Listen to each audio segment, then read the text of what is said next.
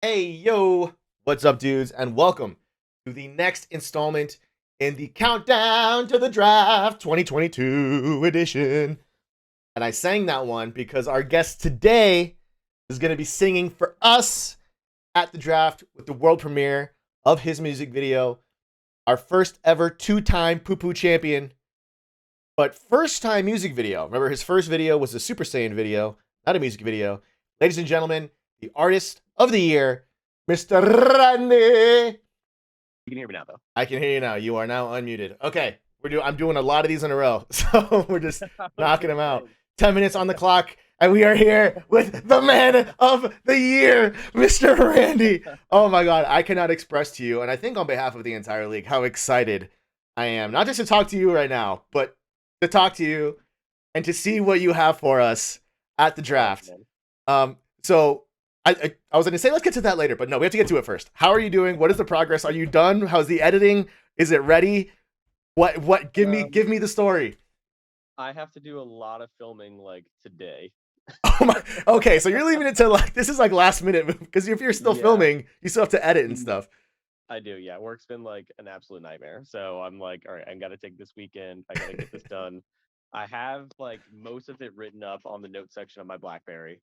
Okay. Wait, you have a BlackBerry? Just like burying the lead here. You still have a BlackBerry? No, and then I've got the song for it.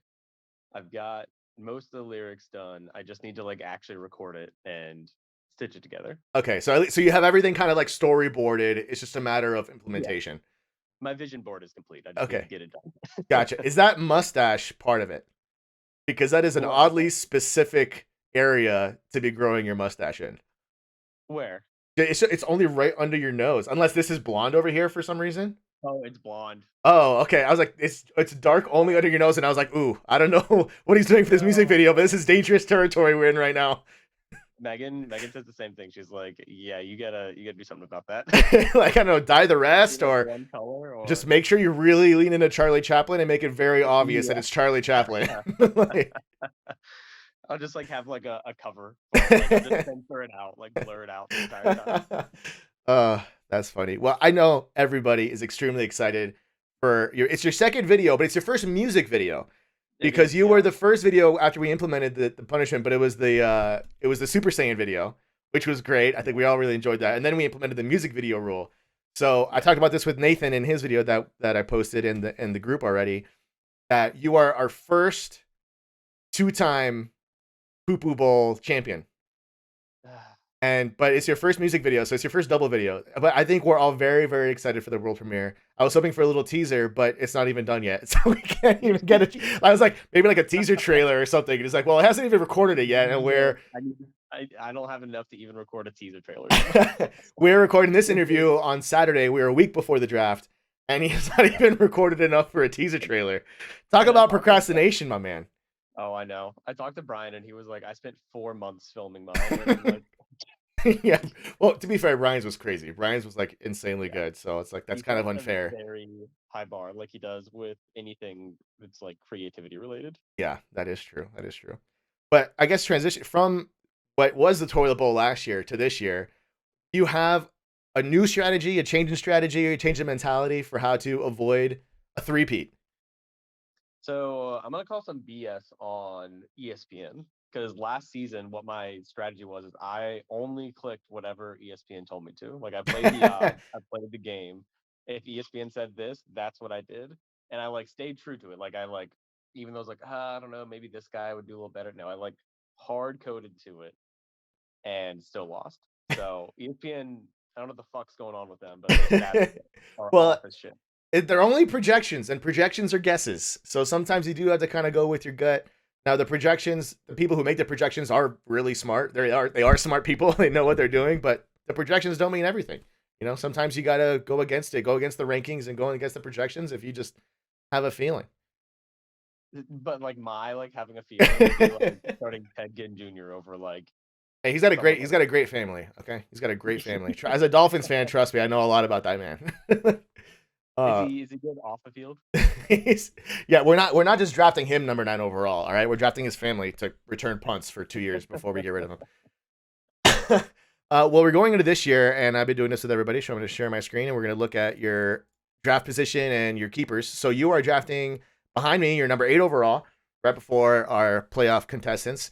Only one keeper for you, Joe Burrow in the 10th. I took a quick peek at your roster, and you didn't really have a whole lot of options. No, I had garbage. Yeah, it's like Joe. I mean, but Joe Burrow, I think he'll be a very serviceable quarterback, and getting him round 10. I don't know where he would go in our league. I think that's probably right about fair. So I don't think you're losing anything there. Just the one, but you're gonna start fresh. But the 8 spot, the 8 hole is kind of rough. I've been talking this with a few different people. There's like this year, I consider a top 6 kind of lock: 3 running backs, 3 wide receivers, but 2 wide receivers are keepers. So that really leaves the top 4. So these guys are kind of set. No one knows what the fuck Oscar's doing, so that's a complete wild card. So it's really like I've been trying to plan for the draft and like do like, okay, what if this happens? Who am I going to take? And it's just so impossible for me to plan it out. I can't imagine for you to be able to plan it out. Have you given it any thought at all, or are you just kind of gonna wing it when it gets there? What's been your prep? Single thought. No prep whatsoever. So we're just going ESPN rankings. We're just sending it again. Well, okay, but here's the other bullshit. Like how, and I'm zooming in here. How is it that person in last place gets the 8th spot on the draft, which is garbage? Like why? Is this not like draft rules where like worst team gets to pick first? That is the NFL draft rules, and the reason that we did not do that, and we have never done that, is because we wanted to avoid tanking. We didn't want teams to just be like, oh well, if I'm not going to make the playoffs, I'm just going to bench on my players and get 0 points every week, so I get the first overall pick. And then you have multiple teams doing that. We wanted to avoid that. It's a strategy. it's a shit strategy is what it is. Well, you get a music video out of it. But so that's why we set up this way, where winning the consolation ladder wins you the number 1 pick. So that incentivizes everybody to continue playing throughout the fantasy playoffs, not just these top 4 guys, right? So because if we had nothing to play for in the consolation ladder and one of us made like a waiver wire pick, it would ruin these guys. And this way, everyone competes all the way throughout the season, and it's always been that way. What are you talking about? We've always done this. But like, there needs to be an exception for like me, because like I honestly am not trying to tank. I just suck. So like, I need the help. Well, there are a lot of resources. There are a lot of resources out there for you, my man, to educate yourself. And I spoke to Nathan, and the video is already out there on Nathan, and he has said that he has no idea what's happening. So, if he has no idea what's happening, then just swap him and me real quick. He'll never know.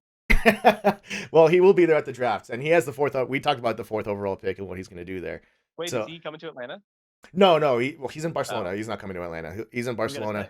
But he's gonna be at the draft. He's gonna call into the draft. He's gonna. He hasn't been. I think the last couple of times he's been auto drafting. Or he'll make a couple of picks and then have to auto draft. So he's going to be in, I think, at least for a few couple picks, and then we may be in auto draft mode for Nathan. But he said he's going to be able to call in at least for a few and say hi to everybody and make his pick 4 overall. I think he'll probably make his first 3 round picks, maybe 4, depending what his schedule is. Are we going to see Tish at the draft? I have not heard a confirmation from Tish, as any single year I've never had a confirmation from Tish. The best thing I've gotten from Tish has been, one of these times I want to go. That's what I've gotten from Tish. It's like he's like I'll make an appearance at some point. I promise I don't hate you guys. And I was like, I don't believe you. So like, but like even for this, like he hasn't responded to do a conversation on this. So I don't know, man. He called in. He called in on a Zoom call to the San Diego draft. So at least he's alive. But was Nishad in the room at the same time though, or did he like, oh, I got to go to the other room to like take care of something, and then like he just called in with a voice modulator? In San Diego, Shawty was there and Tish was on the call, and Tish had his webcam on. I will say that Tish had his webcam on, so I saw his face at the San Diego draft. That can be deep faked. Well, he's the second to last pick, and I'm sure he'll be present via Zoom. I think he mentioned he won't even be in Atlanta, so I doubt we see Tish this year. But maybe I can get him on for a chat if this pressures him to do it. I don't know. I doubt it. God. Yeah, I think you and I, well, the last 4 guys, they were in the playoffs, so I don't care about them. I think you and I are in a rough spot. Like, to be honest, I don't know what I'm gonna do, which means I'm sure you don't know what you're gonna do. You just kind of have to, like, at this point, with so many keepers and we have no idea what's gonna happen in front of us, you kind of just have to let the draft come to you and just take the best player available, and like that's basically it, and just cross your fingers. I don't know. Cross your This seems fingers. like some elitism and like just a way to keep the last place people last. That's not true at all. I mean, I won the league 2 Sounds years like ago, and that was me in drafting. me in the toilet bowl with you last year, man. You barely squeaked out of that toilet bowl too. I just that big week one saved it for me. I looked at it again recently. It's like 5 points. that first week matchup really gave me a nice little buffer there, nice little cushion. But well, you are not going to be there, right? You're not going to be in Atlanta. No, I'm coming to Atlanta. You are coming to Atlanta. Did I miss that? I think I missed that. Okay, well, we will see you in Atlanta. I speak for everybody when I say that we are all extremely, extremely excited for this world premiere that has not even happened yet. No filming's been performed, but we're going to see it in less than 7 days. So, Randy, thanks for hanging out. I appreciate it. I can't wait to see you, buddy. I'm glad you're going to be there. Yeah. And I'm get to work, man. I'm like literally as soon as I'm done with this, I'm going. Okay, go record, and we'll see you next week. Alrighty, see you soon. See ya.